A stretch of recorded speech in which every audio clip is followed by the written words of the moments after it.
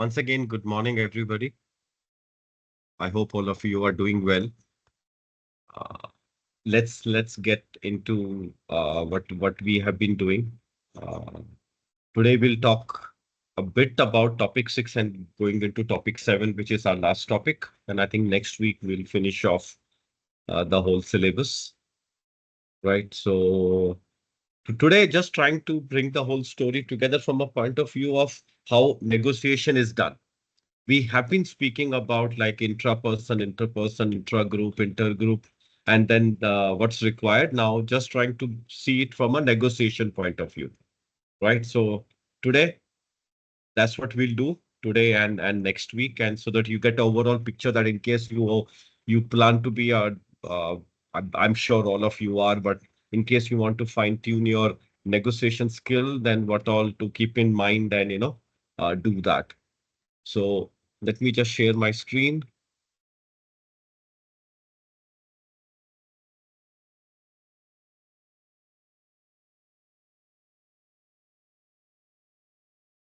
Some of this might be out of your syllabus, but then the notes which I will update would be what you need to read from your exam point of view. But then obviously we should always know more than what we need to write in exam, right? So that's the key part, right? So let's get going. Negotiating, taking the lead is what I call it, right? So uh, we all aim to get better at. That's the whole idea. After this 2 sessions, we should be better at identifying the real issues at stake. Sometimes we look at the symptoms and we don't look at the root cause. Overcoming our assumption about the other party. Many a time negotiations go wrong because what assumptions we make are not right. Negotiating is an art, science as well as an art. So what should we do before we get into the negotiation? That's the rule. What should we do when we are negotiating? What should we not do? And what should we do after the negotiation is over? I think it's very important to look at all these 4 points, right? Before, during, and after, three, and also what not to do. That will be my aim and my objective. And again, because I would be explaining this, in case you have any question or query, just unmute and ask. Because then it will be easy, because if I'm in the screen mode, then I may not be able to see if you raise your hand and everything else. Okay. Just to reconfirm, is my screen visible? Yes, sir, it's visible, sir. Great. Thank you, sir.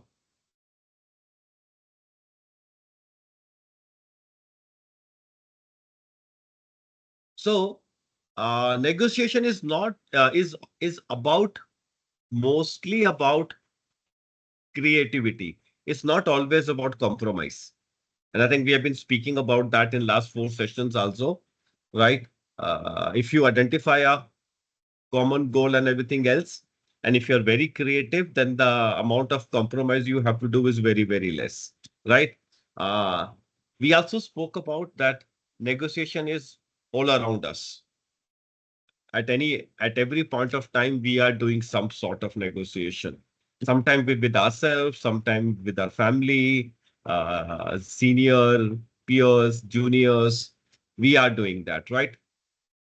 The whole idea of negotiation is about conflict management. That's what we think. We expect that we are trying to manage the conflict. And many a time when we are negotiating, we do not think very creative. We usually don't think that, right? Wherever you don't agree with me, please do let me know. But most of the time, we don't bring in creative thinking when we are looking at negotiation. So the idea, the key part out here is to rethink our approach towards negotiation. You either win or you preserve your relationship, or you can do positional bargaining, right? That's what we do, right? We say either I win my way or highway, or sometimes we will compromise because we want to maintain the relationship. Or if we are in a state of power, we may want to use that. It might work, but it could potentially lead to damaging of relation in a longer run, right? And usually most of the negotiations happens on these three paths. And that's why most of the issues usually happen, right? So from my point of view, if you really want to negotiate, uh, we should move from what's on the left of the screen to what is on the right of the screen. Instead of saying, what do you want? You should be asking yourself, why do I want it? There's a huge difference between what do you want and why do you want it, right? Will you accept or will you give up? Sometimes we say, if that guy will give it at so and so rate, I'll take it or I'll give it. Or the second one could be, what are the some different possible ways we might resolve this? I would like you to see the screen and see if you can see the difference and agree with me. How about we just split it? Many a time we just say, not yours, not mine, something between. Or we shift it to by what criteria or a legitimate process can we evaluate the best answer?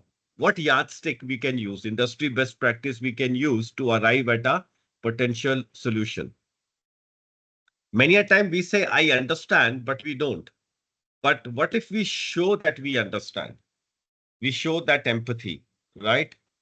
Uh, Moving from thinking my strength comes from knowing that I'm right, right? Anchoring well and effectively use of threat. Two, thinking my strength comes from being open to learning and persuasion. If I am open to learning and persuasion, then only I can expect the opposite party to do the same. Being skilled at figuring out their motive and being extremely creative. What do you think? From your own personal point of view, usually what do we do? What is on the left of the screen or on the right of the screen? Are we on from or are we into?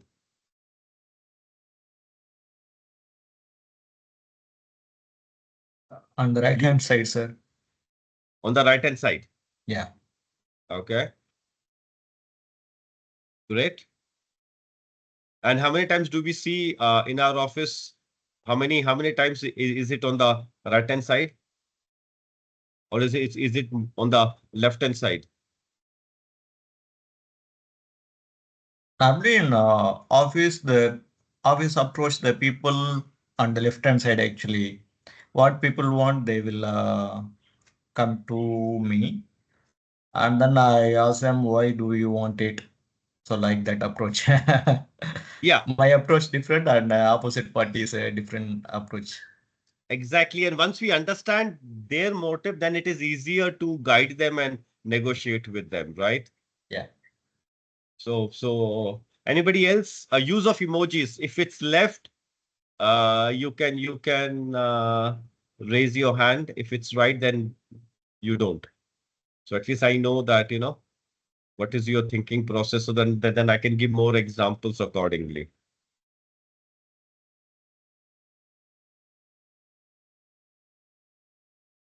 Right. And I think my journey, my personal journey, I evolved over a period of time. So when I was pretty young, and I'm still young, but when I was pretty young and I was starting in this, I can say very clearly, I was purely on the left hand side. Many times I will say I understand and I just gave a damn, right? Many a time it would be right. They wanted 1,000, I'll start at 500, they'll come to 750, then we'll say not yours, not mine. We come midway, later realizing that there could have been a better way of doing things on how it goes, right? So very important on looking at uh, how we can do it and how we can take it forward, right? One more point. If you get pretty good at negotiation, no matter what role you are doing, you can do a much better job, and it can bring lots of benefits, uh, some directly and some indirectly, and I think hence pretty important to look into it. Right. Uh, Negotiation as a joint problem solving, the circle of value, right? We have relationship, we have communication, right? We build a working relationship, which means that we are respectful, whether that negotiation is successful or not. Always maintain respect. Jointly explore option for uh, creating and distributing value. It's not only what we want. We should be looking at what we want together. And then obviously in the end, we make choices. Now, how do we do it? One is we have relationship and we have communication. You can't have a relationship without communication. It's an ongoing process. Something we in operations we call as uh, PDSA, Plan, Do, Study, Act. So you continuously evolve. And how do we build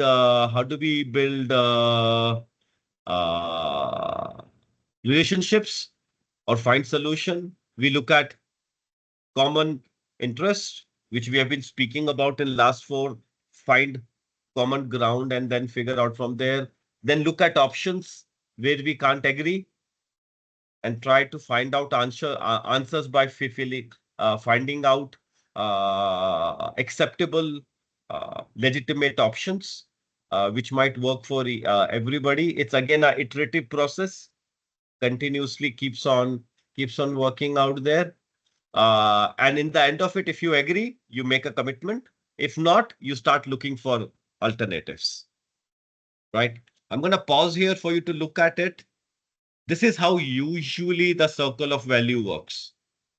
And again, I think we did that in last one. It's a continuous process, right? That's why you have multiple meetings, multiple engagements, because it will not work in one go. So building relationship and communication. Explore is interest, options, and legitimacy of the options.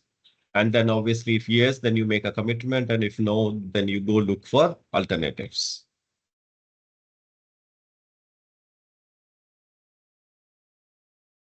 Are we are we good with this? Or any question or query on this?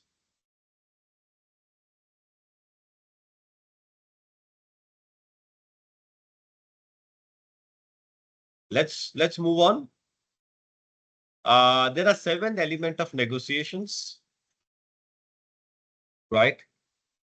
Pretty key. We forget it sometime.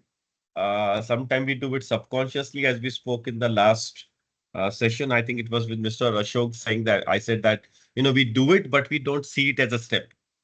So uh, one key element is satisfy everybody's interest, yours and theirs. It need to be a win-win situation. Everybody should go back thinking that they got something out of it. If not, then there would be a problem. Uh, Whatever you end up choosing is the best of many options, right?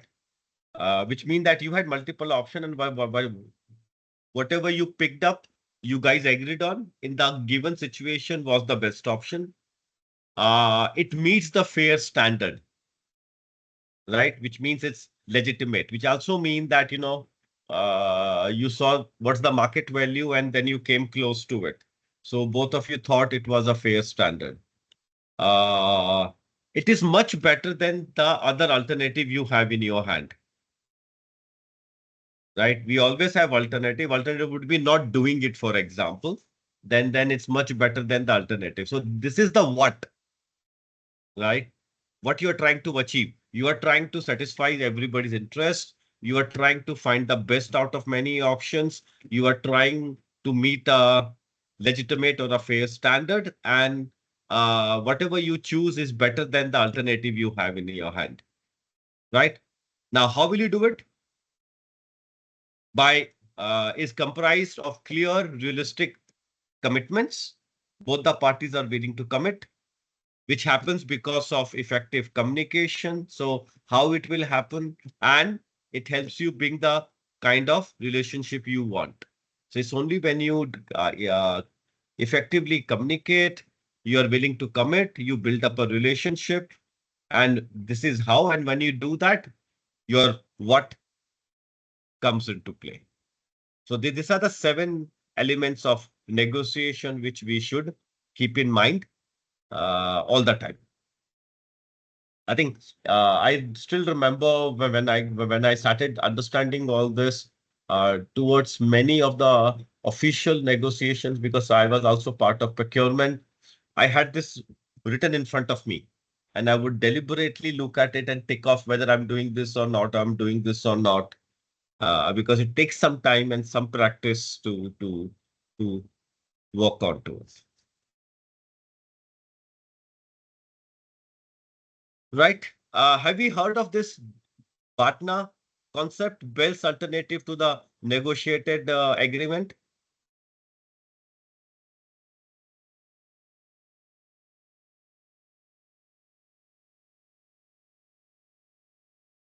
Has anybody heard of this concept?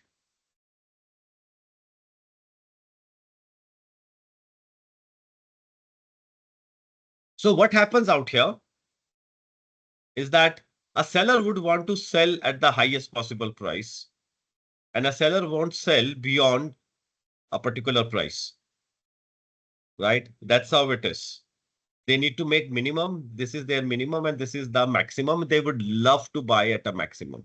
Now a buyer would want to buy at the cheapest price and is willing to pay a max as per their capacity, right? So there always would be a gap between what a buyer wants and what a seller wants and what a buyer is willing to pay, right?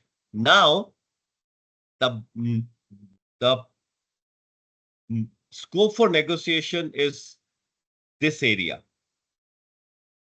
which is marked in green, because it falls under what the seller might be willing to consider, and a buyer also might be willing to consider. Now, given that the seller may want to have this price and a buyer may want to have this price, if they both stick to this, will it ever happen? It will not happen, because the seller is not willing to come below this point. Whereas if the seller sticks to this point and the buyer is not willing to go beyond this point, then the sale won't happen. Now, the objective of the seller is to make money, and that will happen only when they sell. The objective of the buyer is to enjoy that particular product, and that will only happen when they buy. And that's why when both realize that and they negotiate within this part, then the possibility of a successful negotiation, which is called as best alternative to negotiated agreement. Because you're not going to get this, you're not going to get this, but the chance of somewhere in between this should be possible. Now, I think I will just invite you to think about when we go to buy, when we go and shop, especially street side or flea shopping, right? At we have some price in mind, and seller has some price in mind, and when the negotiation happens, many a time the seller won't sell to a price which we are asking for. Does that happen? And if we don't realize that, they need to make some money, which is there, and we don't look for that green zone, this is where most of the time the negotiations fail. Right? So this is something which I think you should. So I'm gonna pause here for a couple of minutes for you to look at. And if you have any thought, query, or if you ever have tried to use it, then please do let me know. Sir, yes, sir, I have a question. Yeah. Let's say the seller was case is, let's say, the 25% of buyer's desired price. And then the buyer's worst case is a 50% of seller's price, right? Target price. So let's say seller don't want to give the maximum price. He want to half of, let's say, the average price. Let's say the 1 lakh to 2 lakh from buyer desired price to buyer worst case. So he like to give the 50% off from that actually. So let's say the 1.5 lakhs he like to give for the motorbike, EV motorbike, for example. And then the seller worst case is one looks like the 1.25 lakhs and goes to the 3 lakhs. So let's say how to negotiate, sir, this one? Let's do one thing. For if you are okay, Yeah. let's put the price here. Okay. So we are saying, repeat your pricing again. What is the Okay. The minimum price for a, as per you, seller what is the was minimum? price is Yeah. 1.25 lakhs for the EV motorbike. Okay. There's, yeah. Just give me 1 second. Okay. It will be easy when we put it down, right? And the max price. You may put the 3 lakhs. Okay. Okay. And then the buyer range, buyer desired price is 1 lakh. Right. And then the buyer worst case is 2 lakhs.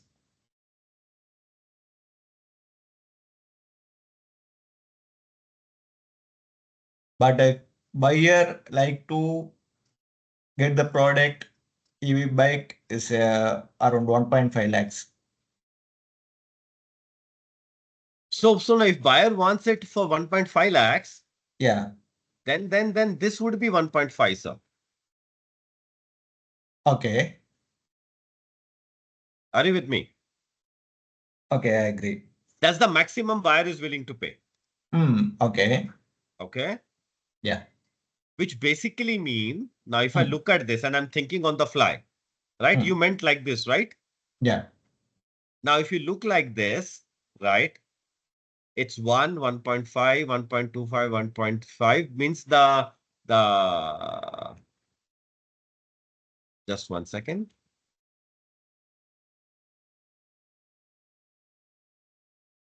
The margin of negotiation is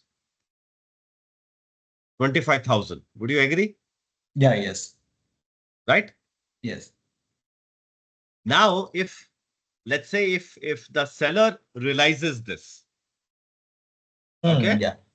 and you took example of a EV, which might be tricky, right? But let's go with the example, hypothetical example of the EV.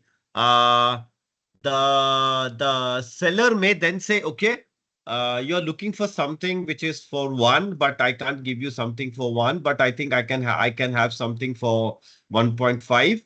But it may not be the top end model, it is the medium model.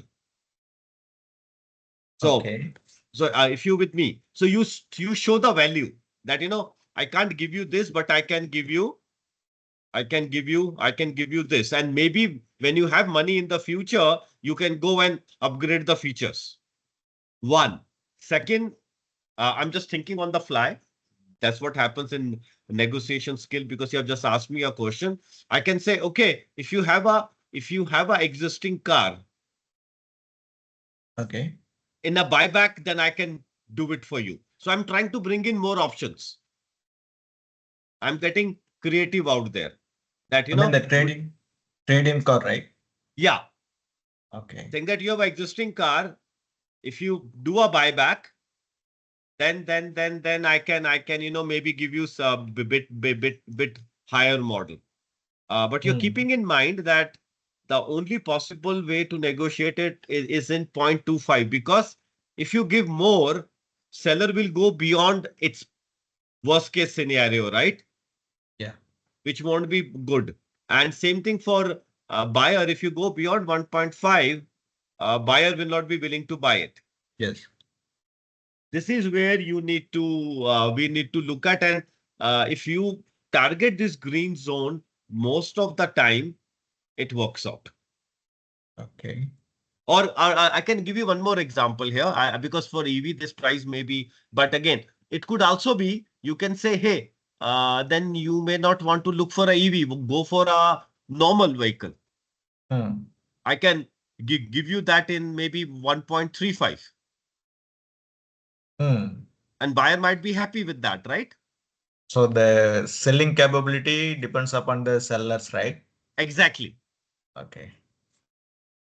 And that's where you get creative. That's where you bring options on table. So Okay, got so it, sir. so a story out here, and I hope you don't mind sharing a few stories. Uh, I've traveled across India, but it's also well known. Uh, Anybody out here have been to north of India, No, Delhi I and never beyond? did. Delhi I and know. beyond.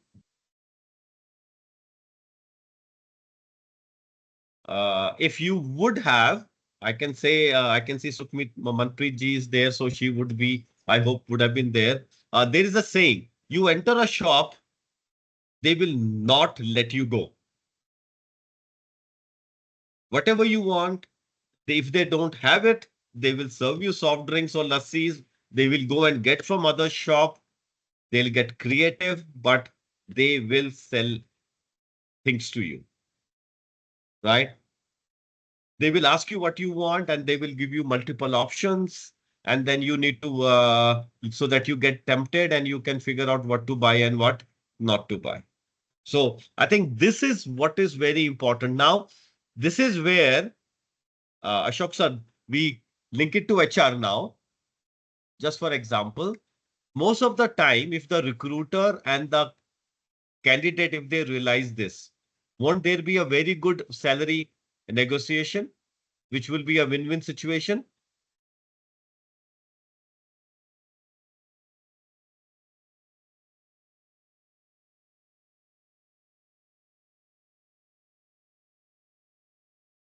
So a candidate won't come below 1.25 lakhs, but is desiring 3. The recruiter wants at 1, but won't go beyond 1.5. But the moment if the recruiter realizes, now I'm giving an example from a buyer range, understands this and then try to sell within that 0.25, won't that be a much better salary negotiation instead of just saying take it or leave it?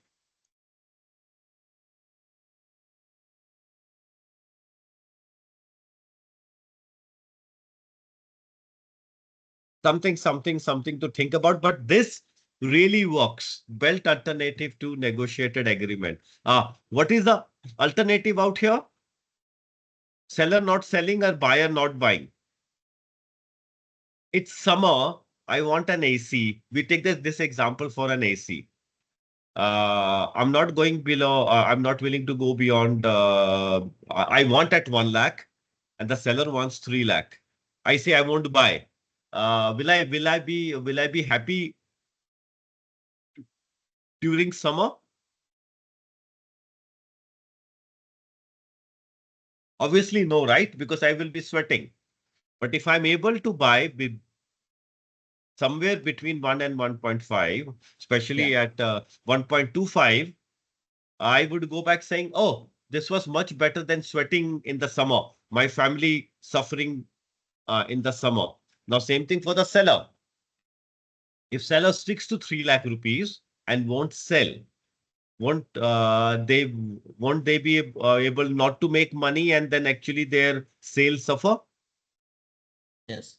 So that's why the name best alternative to the negotiated agreement, Okay, got it, sir. right? And I think that's what. And thank you for bringing up the example because once we put the numbers, then we can explain that, right? This is something I think you should try it out next time you are having some, right? And I think I usually do it. I think my fridge went off 3 weeks back. It was with me for donkey's years, worked very good. I use the same philosophy to figure out the price, right? And then there's went to a couple of shops and then, figure out. And the moment you are in the zone of green, it usually works out because seller is happy. Actually, I got the fridge within 1 hour, delivered, installed at my place, because s- seller got more than the worst case. I obviously got my better than my worst case. Both of us were happy, and hence, good transaction happened. Right? Great. So this was the base. Remember the 7 elements. Remember the circle of value. We should always be creating value. We should be looking at the 7, 4 are what and 3 are how. We should be looking at the partner concept. Now, let's talk about what to do before we get into the room, right? The best negotiator is the most prepared on various things, right? You question your assumption about the negotiation and make a list. Yeah, because we negotiate basis some of our assumptions. We never have full information, right? So we need to do our homework. The better we are prepared, the better we can negotiate, right? Which basically mean prepare the substance, right? Push as far as you can, right? Always prepare even when you are short of time, right? And you can push. Push means try to do your best, right? Few things out here. I usually use the SWOT type 4 blocks. They're not SWOT, but I use that. Uh, First one is interest. What are your interest and why? Why are you interested in this and why? Then you ask, what might be the other party interest be and why? Now, if it's just between two party, also think, is there any third party directly or indirectly involved? If yes, then consider their interest, right? Once you have this, then say, look at which interests are same, right? Which are different and which might be the point of conflict, right? So which are shared, which are different, which be a conflict, and keep asking why, because then it gets clarity. So when you go before, then when you're in the room, you go massively prepared, right? Then you look for options. List a range of options that might meet different combination of both parties' interest. Can this be done? Can that be done? If we can do it like this, if we can do it like this, right? Then how can each option be built on to meet your interest and theirs? So go a step and say, if they like this combination, then how will it actually work out, right? And if there is a need for a compromise or a trade-off, then how a smarter trade-off can be made. Like example, in the EV, I'm willing to pay you 10,000 more, but then I want 1 year or 2 year extra warranty, right? We always don't know everything. So it's perfectly okay to go and get some help. Call up people and say, who might have done that and say, how did you do it, right? What price did you get? What extra features did you get? What extra did you get? And keep on reviewing your list to fine tune so that you are very well prepared, right? So you have looked at interest and you then start looking for options.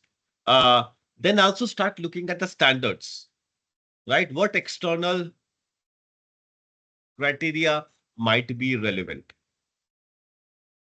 right? So if you're going to buy a EV, you may just want to go and visit different other showrooms and figure out what the price, talk to people who got it and see what price did they get, right? Uh, any third party standard which might bring fairness to the agreement would be possible, right? Many a time in nowadays in medical treatment, Government of India sets up some prices, right? So that could be one standard which comes into place. What other objective standard might be relevant to apply here, right? So you keep asking that question, right?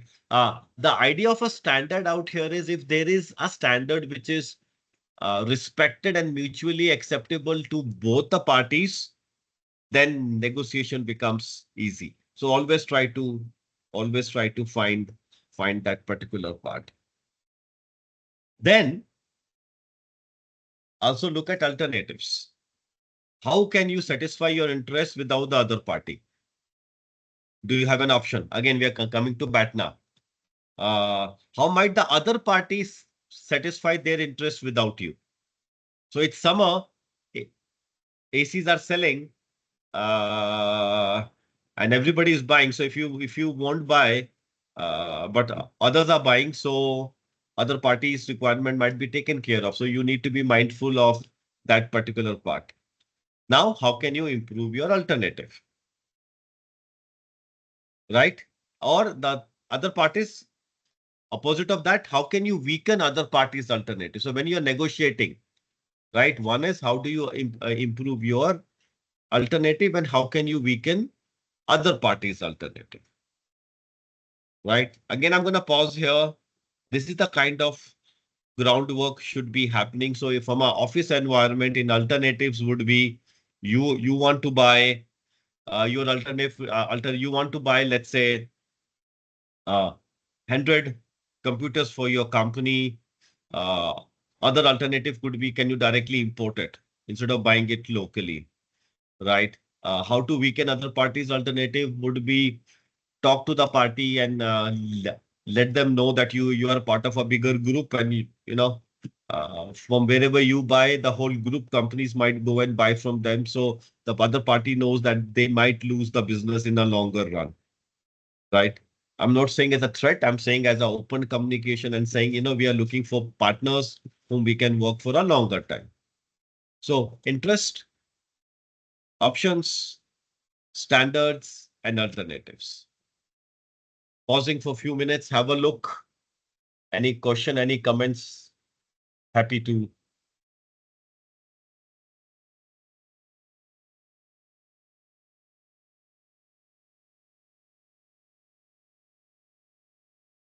And anything you have been using, then.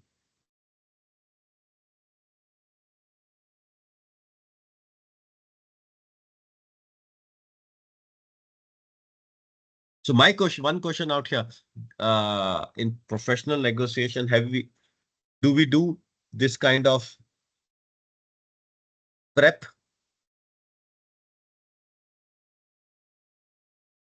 Give us some time, sir. Let us read. Yes, please.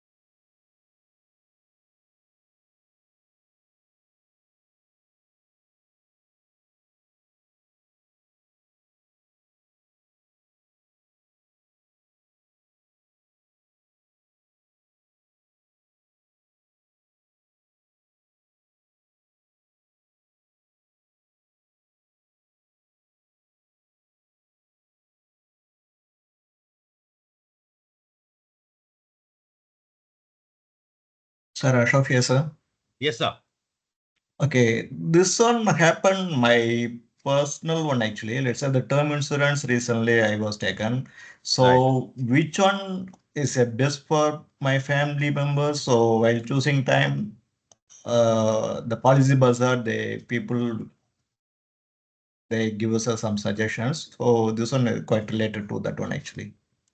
Okay. So Yep. yeah, what kind of thing, the interest, the and then the option, there is a many option and alternatives, those things. Yes.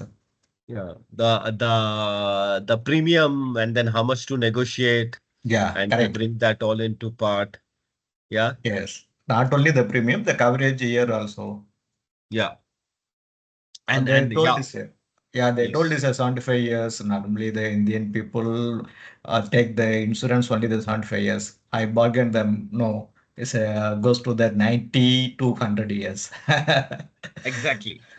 So I think, and hence I said, most of us, we do it subconsciously, but if you Yeah, know, if you make it as it as a process, then the effectiveness increases, yes, right?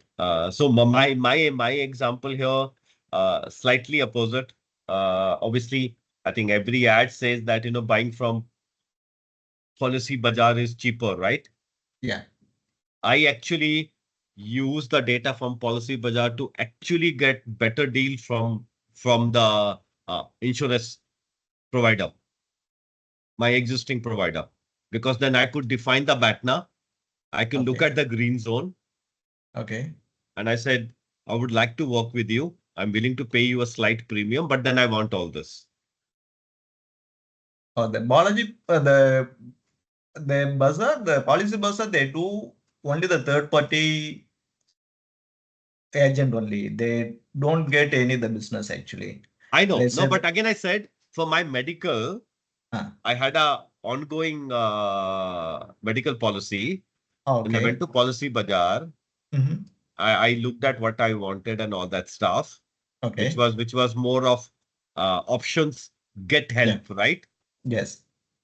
And then figured that out. And then I realized I've been with the same company, insurance company Oh, for a long time. Then I went back, then told them, hey, uh, I would want this, oh, okay. and I'm willing to pay a premium like this.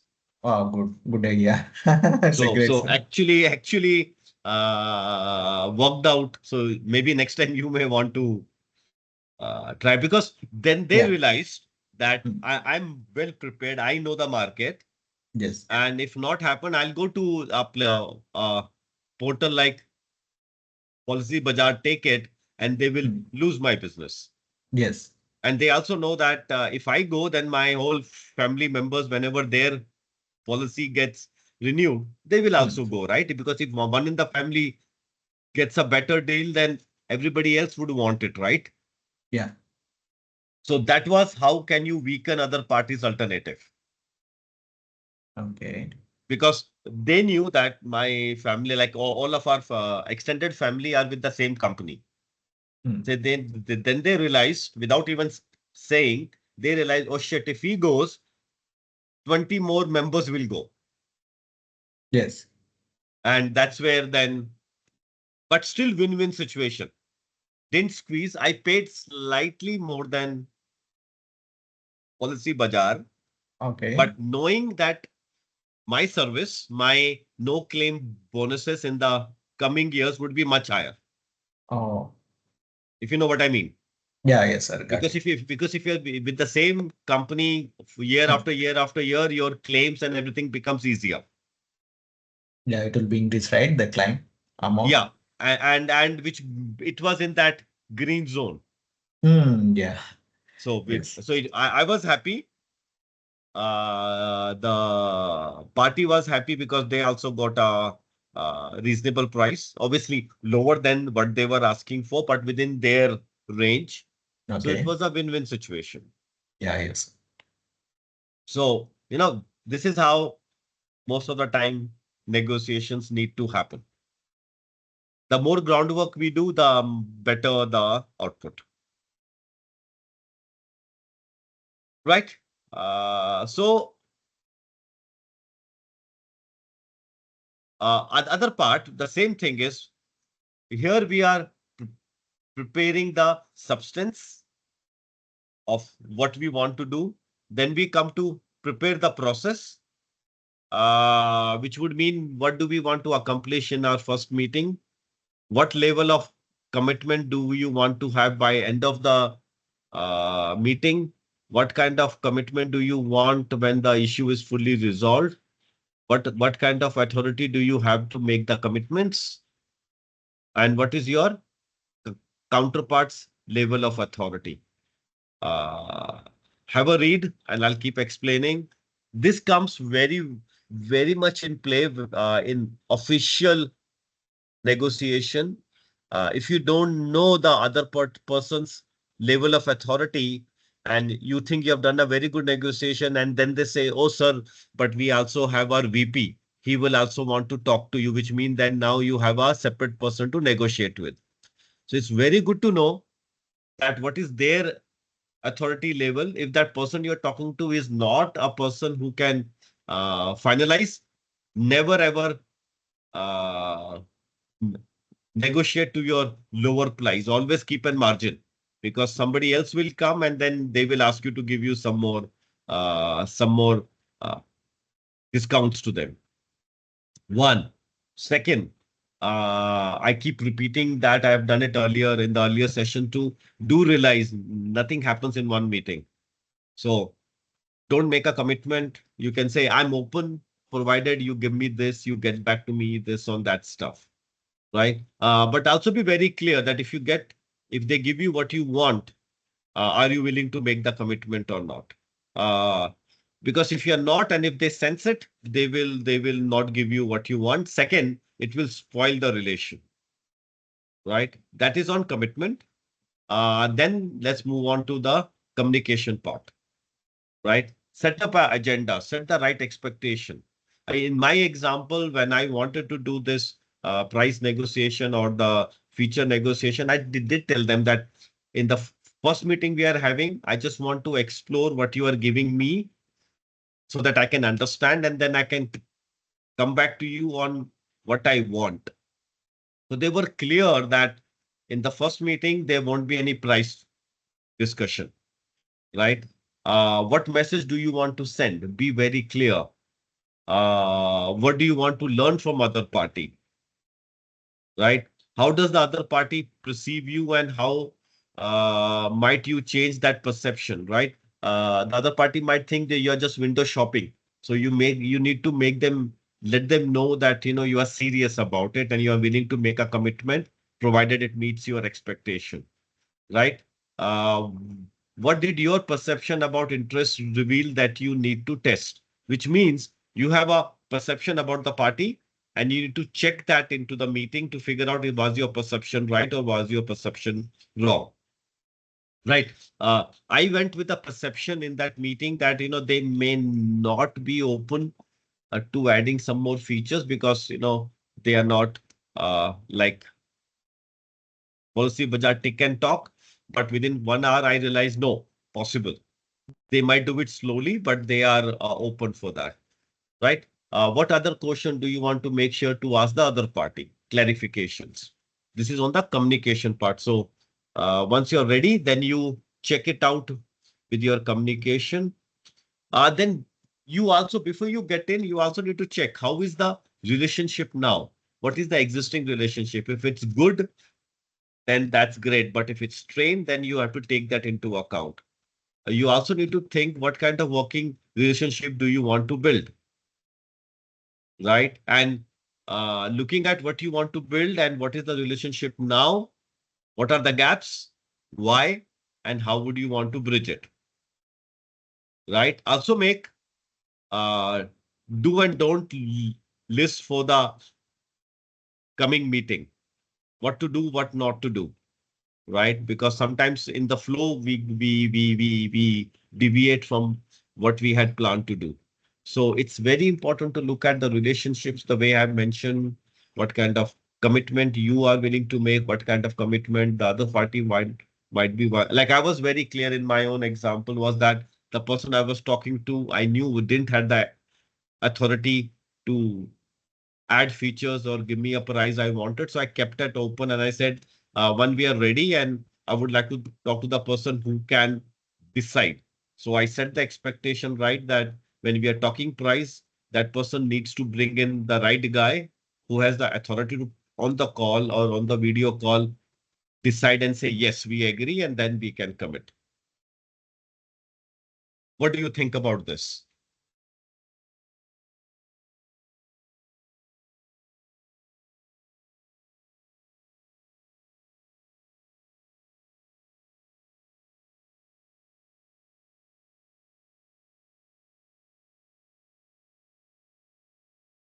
The only question you have here, again, basis, because I do lots of workshop on this, especially in person where, you can do this via activities. Uh, it comes out that, we usually don't think about the relationship angle when we are trying to do this. We take it for granted, or we don't look at the gap and see where do we want to take it. We don't put down do and don'ts for ourselves. And, that sometimes that's where it gets a bit tricky, and we don't get the desired output that we are looking for.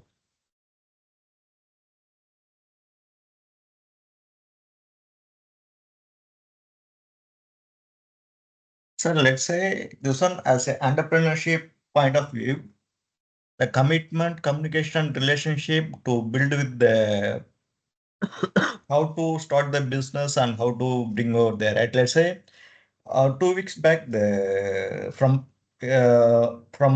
India, property builder and then the property owners came to Singapore, do they some exhibition, and then they put the stall like 2 3 days, and then I visited there.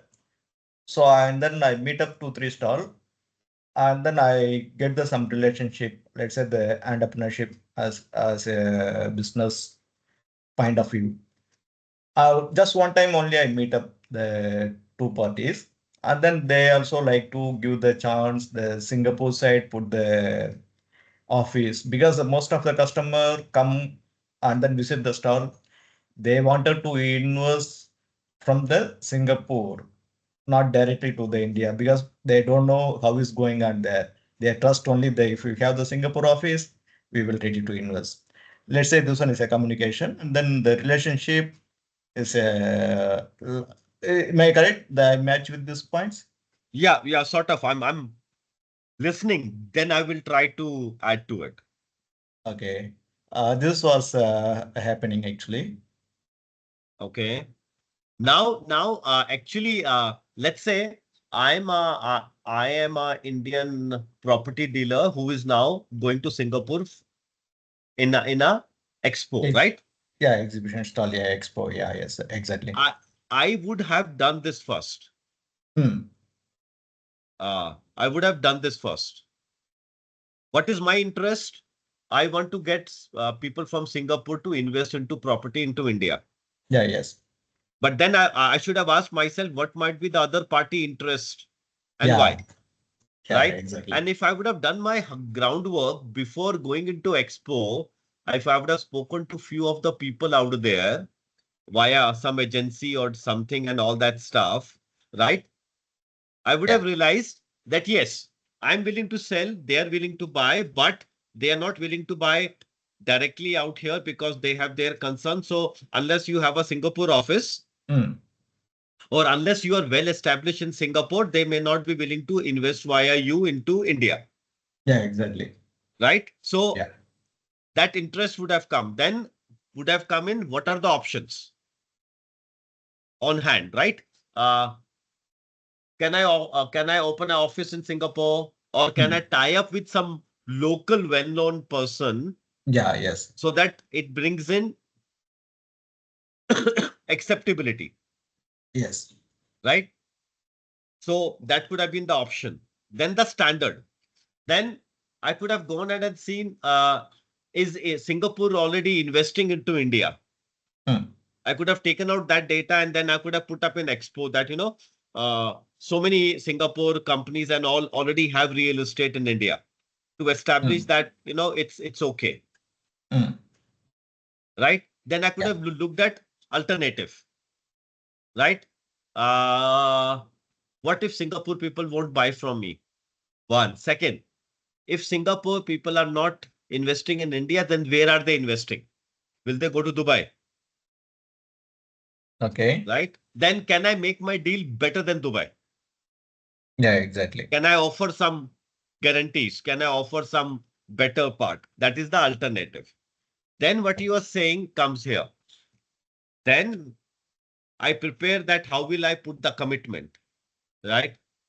I could say that, you can pay 1% down payment and then remaining later, right? We give you assured rent and all that stuff, right? So that we Okay. build up the relationship, because what relationship do we have now? Zero. Yeah. What I want a good relationship. So can I give some assurance? Rental income like that, right? Yeah, Month on month. exactly, right? Okay. Willing to sign bank guarantees and all that stuff. Now, then how do I communicate all this? Now, if I would have designed my expo that way, saying Okay. that bank guarantee for rent assured for next 5 years, Hmm.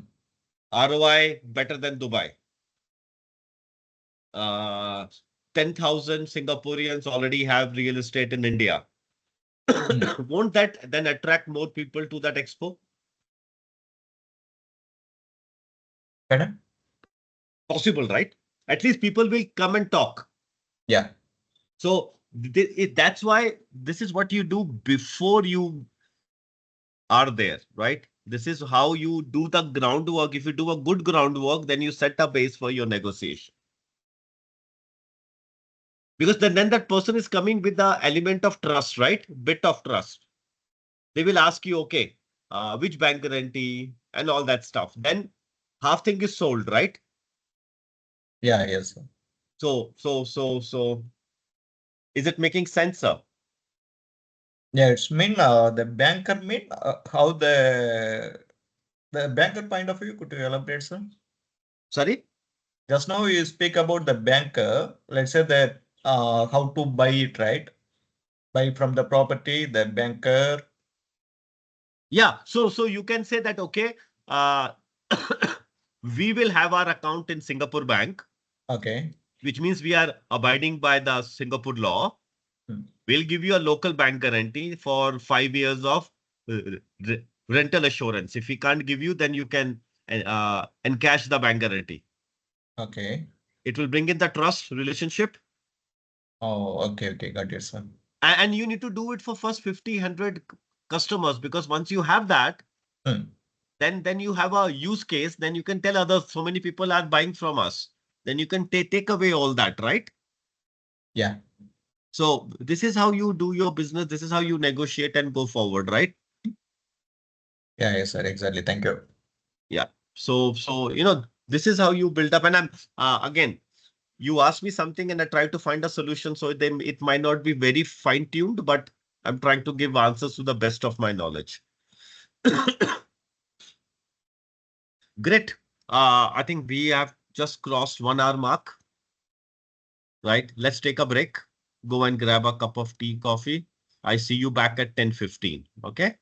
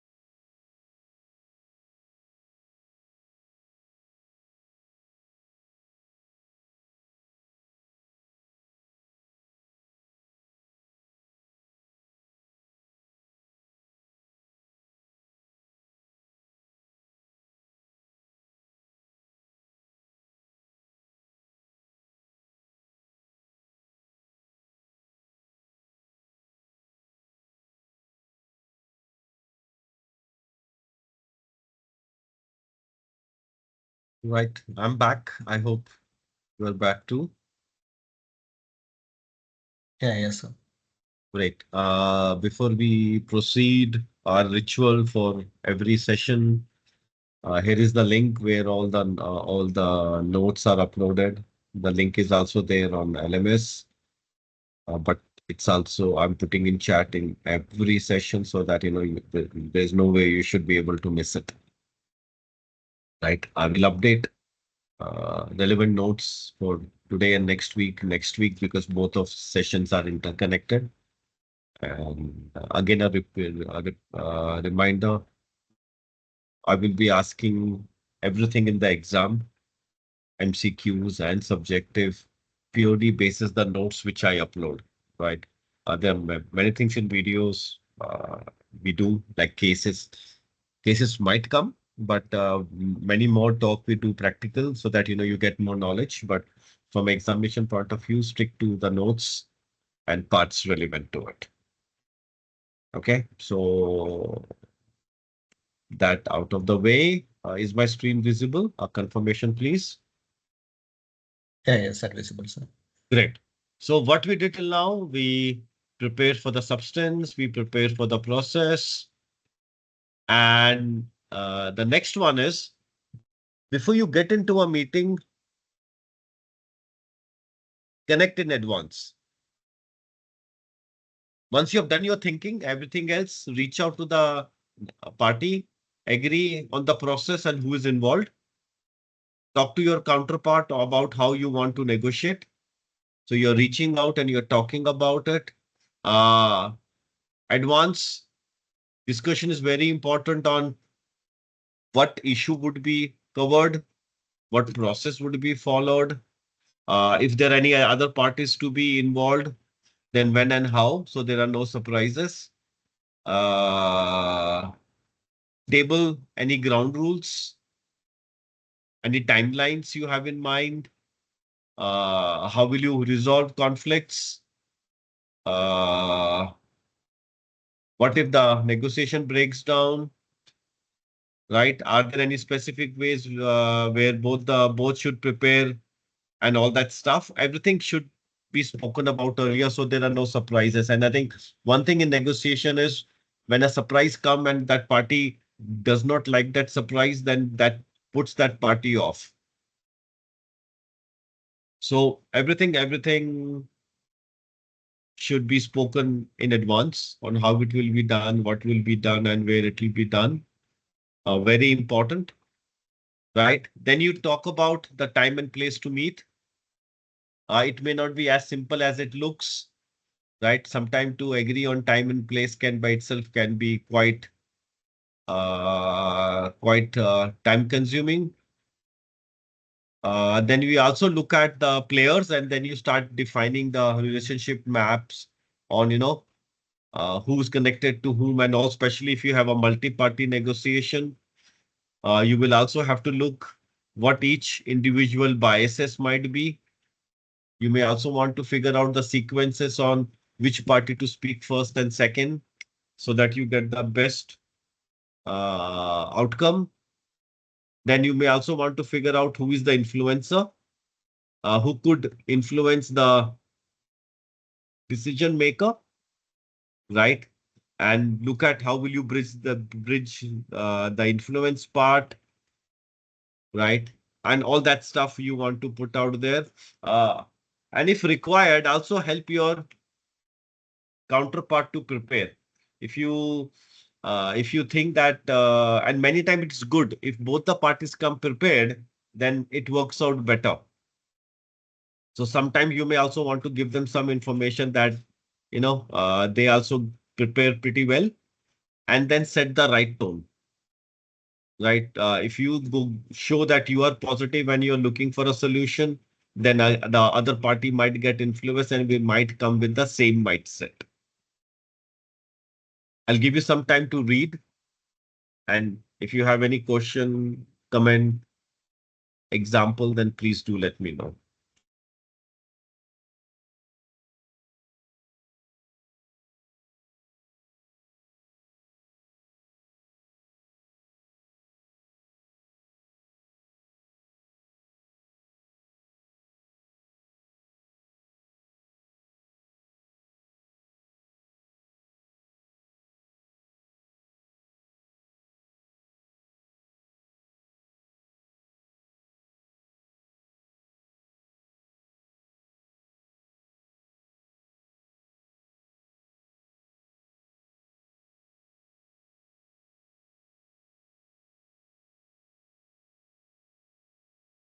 Especially when you have multiple parties involved, it might be very good to figure out what is the relationship between the parties, who is the influencer, who is the decision maker, right? And then how could you bridge that gap, and then how could you make it work?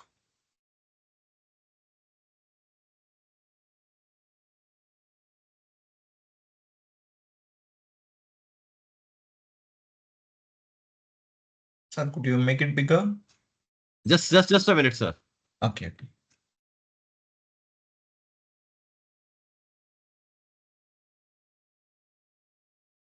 Yeah, thank you.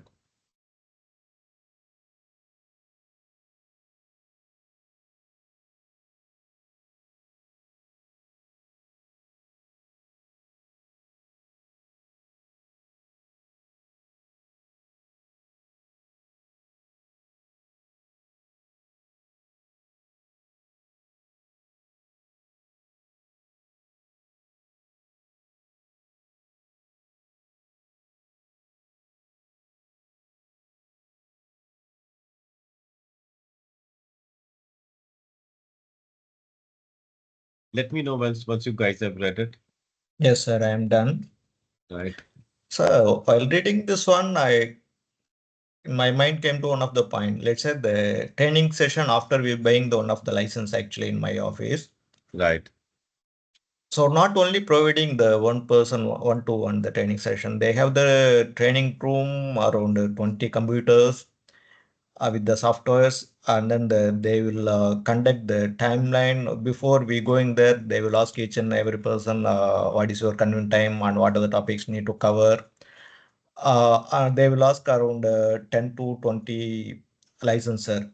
So once they agree on the time, they will fix a timeline and then they conduct the schedule for the topic, which one they like it, all the 10 people. They will give the separate timeline, separate date, all those things, and then they will do it. Yeah, this on point, sir. Great. And which licenser you're talking about? It's a SolidWorks is a computer aided design Yeah, for the and all automation. great. And all this 10 people would be from the same company? No, no, no, no. It's a different companies, different licensor actually. Okay. From one company, they can go number of members also. Okay. So it could be that all 10 may be from the same company, or it could be that all 10 may be from a different company. No, no, I'm telling that the from 10 organization they approach. Right. Yeah. Okay. Yeah. There again, you will have to plan in advance and do everything, right? Yeah, So you are yes, right. in advance. In a way, you are right that all this needs to be done. But here we can take one more example, sir. Just going by you, let's say you are a software company and you have sold a software to a particular company and you have to train 50 people, right? Okay.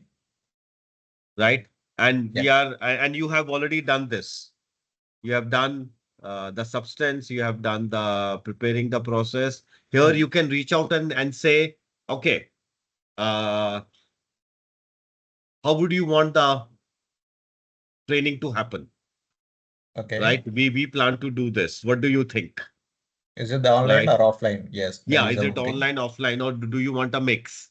Hmm. Some ground rules like we have to start on time. There Yeah. would be break every 2 hours, Yes. right? We propose that we do give training 6 hours a day so that you get enough time to do your office work after that, Yes. right? Uh, should we stay back half an hour after that in case somebody Hmm. has some Any issue and question? all that stuff? Right? Okay. If people want to ask some specific questions, then how do we handle that? Now, where should the training happen? Do you want it in your office or do you want it outside? Right? Then what would be the cost? Right? Then you look at all the players. Let's say there are 20 participants from the same company, right? Then you start looking how many are freshers, how many are medium level, and how many are managers. What are the relationship between them? then you might figure out that one of the team leader is very influential because technically very strong. So if that person likes the training, then chances are if that person is happy, everybody else would be happy. Then the company might give you more training business, right? Yes, but from 10 company, we are the one company we are go from our side went to the three people actually on the first training session. From Exactly. other companies two, one, three like that they came. Yeah, Exactly. yes. So if you were three, and let's say they identified that you are one of the senior person there, and you are a influencer, and if you like the training, and if it really helped, then you might recommend that more people to be trained. Yeah, yes, exactly. I do it. This is how we do all this,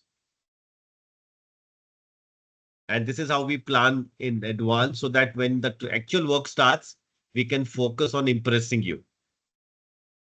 Yeah, exactly, sir.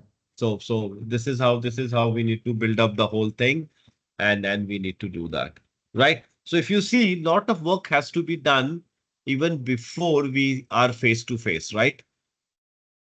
And in most of the places, enough work is not done on this, and that's why negotiation usually take more time and sometimes don't go the way it needs to go, right? Now,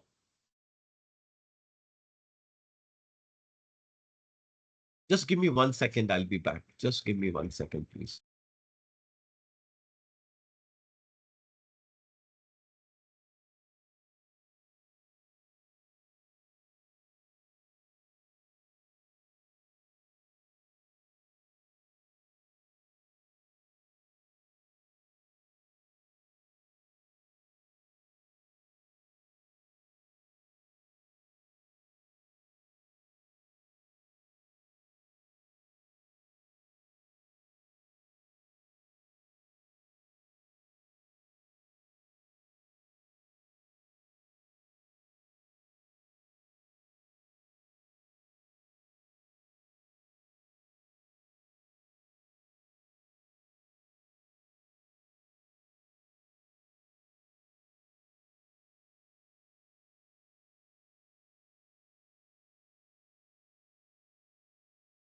I'm really sorry for that. Yeah, so what I was talking about. Yeah, Yeah. so sorry, you're saying something, sir. No, no, no, nothing, sir. And before we start any negotiation, so what are the points we Yeah, covered? very, very important that we do that, and most of the places, not enough work is done on that, and that's why negotiations usually don't go the way they need to. And hence the need. I hope you realize that lots of pre-work should be done so that so now section 2 comes to what to do when we are in the room, when you are face to face, right?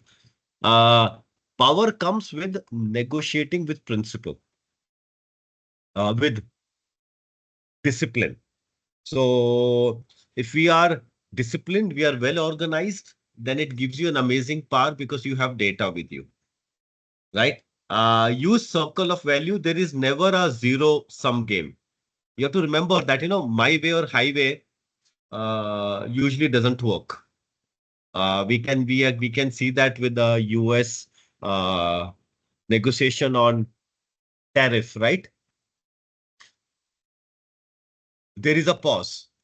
They are also now looking at what to include, what not to include. So it's a classic case that even the world supposedly most strongest nation realizing that my way or highway usually does not work, right? They upped 150% or 130% on China. China is not budging, right? So Batna was missed. Now they will have to figure out that green zone, right? And then the world will fall back into order very, very, very, very soon out there, right? So always look for circle for value and figure out what needs to be done and how it needs to be done, right?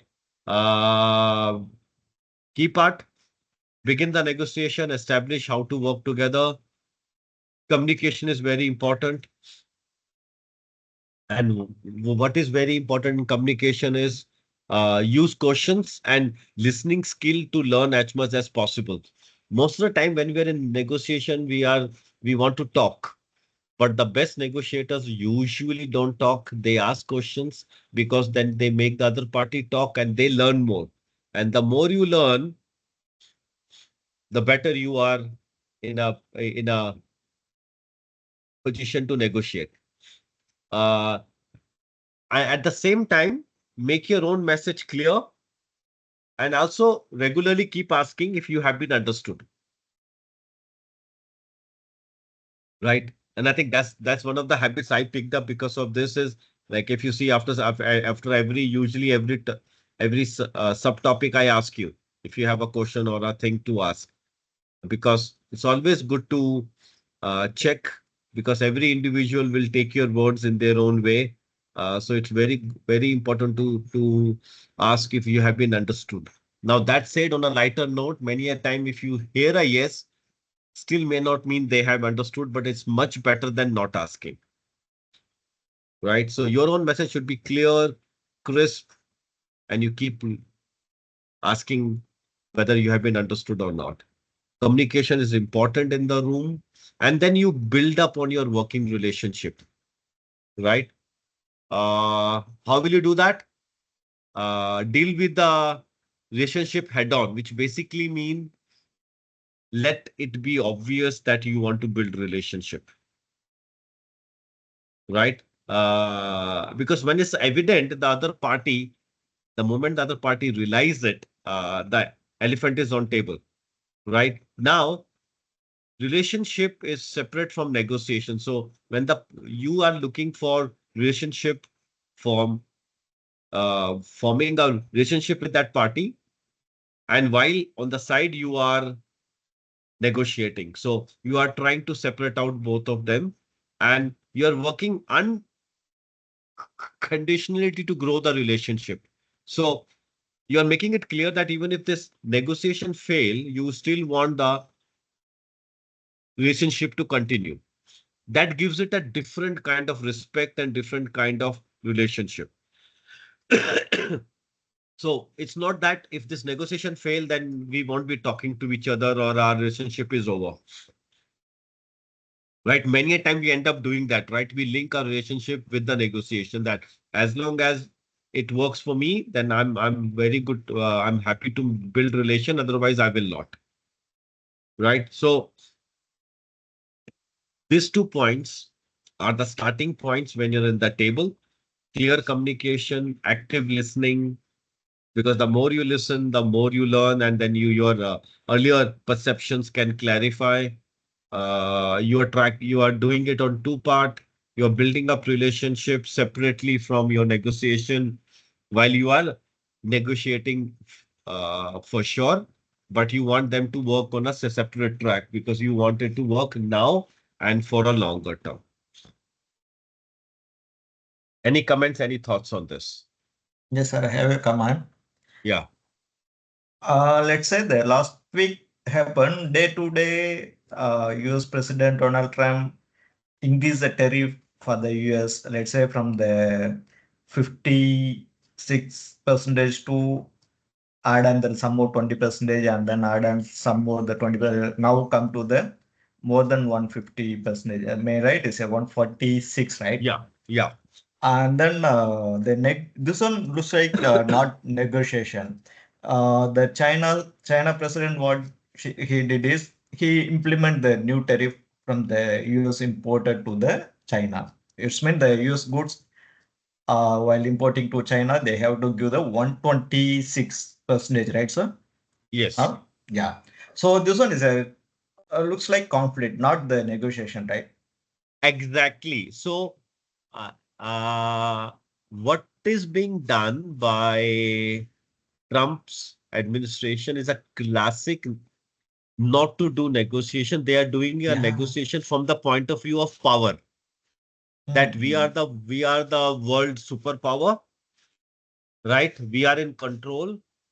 Whatever we say needs to be done. right? This is a old type of negotiation. This is how it used to happen years back, right? Which recently no, because see, US is a primarily buyer market, right? Yeah. More than 90% of whatever they buy, that is imported, Yes. right? But they forget, again, they're forgetting the BATNA. They're forgetting the BATNA, a classic case of forgetting the BATNA, that they think that if they stop buying, the seller would go bankrupt, right? Yeah. Yes. But they're not realizing that if the sellers, let's say India, reaches out to Europe and Africa and finds a secondary market, Yeah. then the BATNA for US is lost. Then India potentially can tell US that pay higher. If not, we are not willing to sell it to you, right? Yeah. They are now trying to bring sellers below the worst case scenario, and that's where the issue is happening. Now, here, only an example, and I think everybody has their point of view. But what if US would have reached out to all these countries,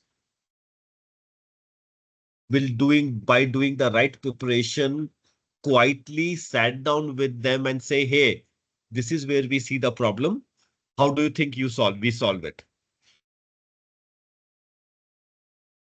Right? And they may have taken up the first top five countries, which was Canada, Mexico, China, and all this stuff, right?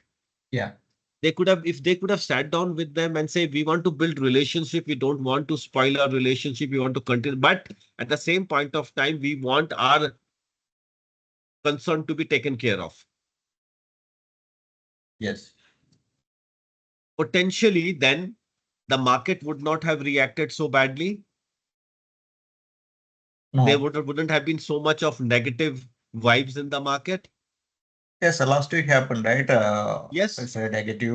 The equity market is all goes to the negative side. exactly. Mhm. And I think you can see a classic case of, so they are doing a negotiation of from point of view of power, and that is mostly done because of their political compulsion. The people who voted Trump, MAGA, right, Make America Great Again supporter, they want this visual push. They want to see this, right, and they, for to keep them happy, all this has to be done, right? Now, if you see every day, now I saw on the in the paper today, even now, semiconductors and other things are now Yes. excluded from the tariff. Y- Okay. So US is learning the hard way that my way or highway usually does not work, right? But for their own compulsion, my personal view, this could have been done in a much more subtle way, and they maybe they could have got more from this if there was no uh, political compulsion. But here the main thing is there is a massive political compulsion to keep the vote bank happy, and hence many things are being done just to show that we are the best and we are doing what needs to be done, and people would listen to what we have to do, right? China hasn't budged, and China amounts to 70% of all the imports into US. Yes. So in case if they stop selling it to US for, and by the way, uh, it's a bit of a sidetrack, but I hope you guys don't mind. China owns 800 billion of debt of US.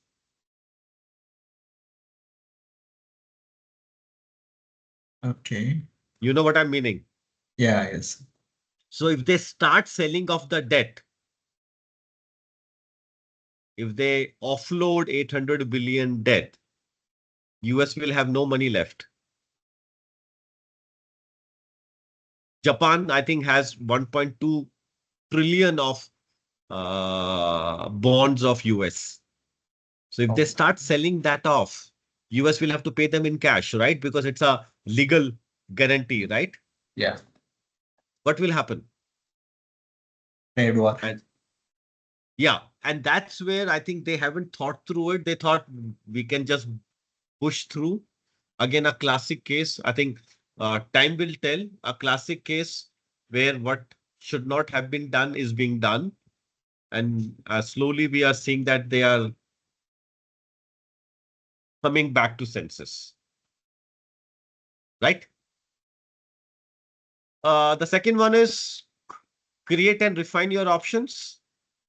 Make most of your time together, draw out your interest, right? Find out about their interest.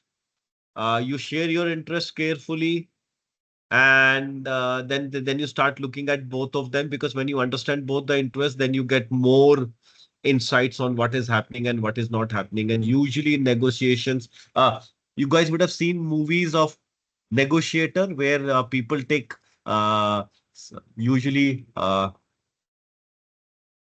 terrorists take hostages and the negotiator comes in. They usually have patience to talk, understand what is the motive behind they taking the hostages, because then they can find a potential solution, right? Then you can check the hypothesis, right? You can then figure out, when you know both the interest, you can figure out what could be the possible options, then how to refine the options, then from various multiple options, narrow down to few options which might be appealing, take out which both of you think is not required. If you have any disagreement, then find a standard which might make both of you agree on. Uh, Try to be convincing, but then be open to get convinced. It's a two-way process, right? Which is happening even with the tariff case now, right? People would have gone and told Trump that without semiconductors, we can't even make our stuff. And then the exclusion comes out, right? That needs to be happen. Then select the right outcome. Compare your options to alternative. Again, everything comes to alternative. If I don't have semiconductors, do I make my cars? No. Do I don't want to make my car? No. Oh shit. Let me take away the traffic tariffs, right? Evaluate the remaining options, right? Push for the better solution. Now, one solution coming up out here is because of 145 or 146% tariff on China, Apple and other are now pushing iPhones out of India, right? Yeah, yes. So look for a better solution. Uh, Challenge the other party's alternative. Semiconductor for the iPhone, Yes, Samsung, for the major manufacturer is China. exactly. uh, Challenge the other party's alternative, when to walk away and when to make a commitment, right? China has decided to walk away practically, right? Yeah. Challenge. Whereas countries like India are keeping quiet without even saying yes, but they are just evaluating, figuring out what needs to be done, how it needs to be done, how can we map our interest with their interest and try to figure things out, right? So, Yeah, yes, sir. so lot of these things lot of these things falls, and we need to do all this on a continuous basis, right? Make use of the time, test your hypothesis. Now again, same US one, I think slowly they are realizing that many of their hypotheses were not right, and they are now refining it, right? More assumptions coming in, uh, tariff is being paused, they're talking to many more people. So this is how things happen, right? If China tariffs continue within 4 5 weeks, many things will not be available in US, right? Yeah, yes, sir. They give the 90 days time period for this tariff, how it's working, the US. uh, Trump administration. Yes. Exactly. But what I'm saying is with China imposing tariffs also, and let's Uh-huh. say because of the tariffs imposed on China by US, China's US importers now stop importing from China, then there would be a potential shortage in US for many things, right? Shortage as well as the price, it will be double the cost actually. Let's say the Exactly. iPhone, the price 1,500 USD mean it will be become the $3,000. Exactly. And then the hypothesis will start changing, right? Yeah. And then everything. And hence, the last line here, always make your commitment very carefully, right? Because in negotiation, if it goes wrong, it's very difficult to bring it back, right? China, like the things between China and US will find it very difficult to get what they want from China now, right? Yeah. So that's how. But you need to keep on refining. But I think what I see is with this more exemptions coming, US seems to be learning fast on what needs to be done. Right? Watch out for common mistakes. Uh, one problem is, and I think that again, unfortunately, ties with US focusing on positions and not interest. US took a position that we are the world superpower, we are the biggest market in the world, right? Everybody wants us and do this. They didn't think about their people's interest that what if it wouldn't work, right? This is one of the mistakes usually made. Second one is using your best alternative as your only bar to success, right? Which basically mean my way or highway, right? We fail to listen, sacrificing your interest to preserve the relationship, evaluating option too soon. Some countries have given in very soon without even realizing that if they just hold on for some time because of other countries negotiating, they also might benefit out of it, right? That is called committing too early in the process, right? So these are the common mistakes we are seeing happening as of now. And I think that's where I like that India is not committing, right? They are saying we are open for negotiation. Let's talk and then take it forward. Yeah. Yeah. Like even China has evaluated option too soon, my view, right? Because now that has escalated the conflict again because of political compulsions, which means negotiations and agreeing will become very difficult because both of them would want to show to their people they won, right? Yes. So it will become a nuisance, right? Continuously adopt your approach. Very important. Because things keep on changing, which means that you keep on practicing. Practice your approach, understanding of your counterpart and all that stuff. This again would be happening. Negotiation team in China, negotiation team in US would be simulating that, when they meet Chinese counterpart, what will they say then? How should they respond and all that stuff will happen. Become a fly on the wall, which basically mean keep listening. Keep listening continuously on what is happening and all that stuff. Negotiation can be very taxing. You might make a subconscious mistake. That's why then take break from it. Ensure that you are fresh, your thoughts are in place, and you get your notes into place. And that is the last point. Conduct frequent reviews and make corrections. Because as things evolve, you need to figure out what is happening, how is it happening, and what to do and where to do. For negotiations like this usually takes time, and that's why there are gaps between two negotiations because they usually the teams go back and do lots of simulations of figuring out that what if we say this, what might they say, and then what we need to react. So they do lots of role play and simulations. I've been involved in quite big deals when I was working, and we would do lot of simulations. Like we'll ask people to play different roles, wear different hats, black hat, and all that stuff, and do lots of simulations so that we could figure out most of the things and have answers ready so that there won't be any surprise when we sit for the negotiations.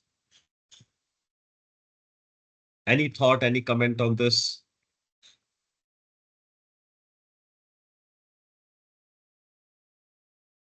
No, sir, I'm okay, sir. Great. So let's see what we have seen in our section 2. We said discipline is important, right? Always remember the circle of value. There is never a zero-sum game, right? We have taken lots of example, and prime example now is US. Uh, to start, establish how to work together, establish effective communication, focus on building working relationship, very important. Then you go and continuously create and refine your options, right? So make best use of your time, not from your point of view also, but also try to understand the interest of other party. Uh, Keep on testing your hypothesis and refine your hypothesis, which is happening in the case of the tariff war as of now. Uh, Try to select the right outcomes, right? Always keep pushing for better solution, right? And also challenge the other party's alternatives, because when you make their alternative weak is when you become stronger. And then we came out with the common mistakes, which is we focus on our position and not interest. Big mistake, evaluating option too soon, using best alternative as the only bar for success, which comes from focusing on position and not interest, committing too early in the process. So we should avoid this. And then we came that, continuously adapt or adopt, right? Practice, be a fly on the wall, which means keep listening and then keep adopting. Take break because it can be very taxing, and do conduct a lot of frequent reviews and make correction internally so that when you go back to the negotiation table, then you go from a point of strength, right? Makes sense till now? We have done 2 sections of what, and then third one is the common challenges and all, but then we don't have enough time to cover this out today. So I'm gonna stop here and ask for reflections.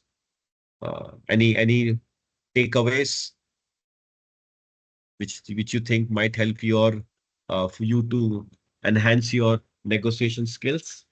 Anything which stayed with you? Even a comment on chat would be good.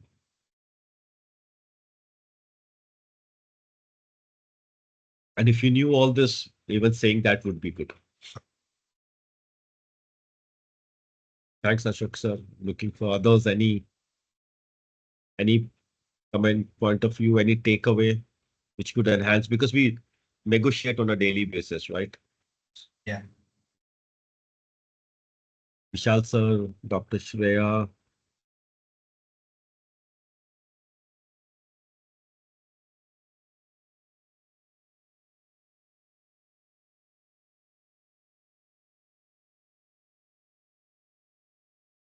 Okay, if nothing, then I think great. Thank you very much.